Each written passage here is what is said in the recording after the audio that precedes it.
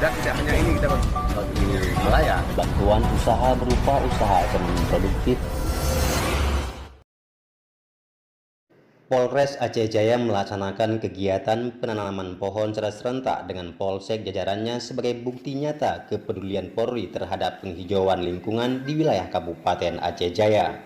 Kapolres Aceh Jaya Eko Purwanto mengatakan kegiatan ini merupakan program Polri Peduli Penghijauan dengan tujuan menciptakan penghijauan dan melestarikan bumi Indonesia, dalam hal ini khususnya wilayah Kabupaten Aceh Jaya.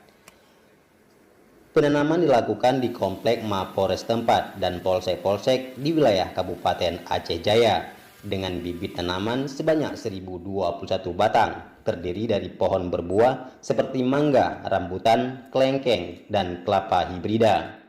Eko Purwanto mengajak seluruh elemen masyarakat untuk bersama menanam minimal satu orang satu pohon. Penanaman pohon ini sangat bermanfaat bagi masa depan.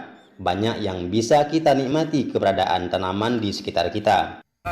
menanam pohon sebanyak 1021 pohon yang alokasi penanamannya ada di lingkungan Mako, baik Polres maupun Polsek, maupun di perkantoran yang dilihat masih perlu untuk ditanam dalam rangka penghijauan. Sementara itu, Bupati Aceh Jaya T. Irfan TB mengatakan pihaknya menyambut baik dengan dilakukan penghijauan oleh jajaran Polres Aceh Jaya.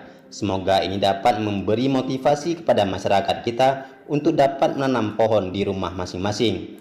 Ia menyampaikan pihak Pemda juga pernah melakukan penghijauan, namun bukan tanaman berbuah. Kedepan kita juga akan melakukan penghijauan kembali di Aceh Jaya yang sangat diperlukan pasca musibah tsunami. Ini juga untuk menjaga udara kita ke depannya. Dan hari ini kita lakukan penghijauan di jajaran Polres Aceh Jaya.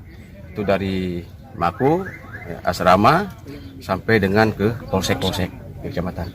Dan ini memberi motivasi juga kepada masyarakat kita untuk melakukan penghijauan minimal di halaman masing-masing. Harapan kita ke depan udara makin bagus di lingkungan perkantoran. Ke depan menuju Calang Green sesuai dengan visi dan misi kita sebelumnya.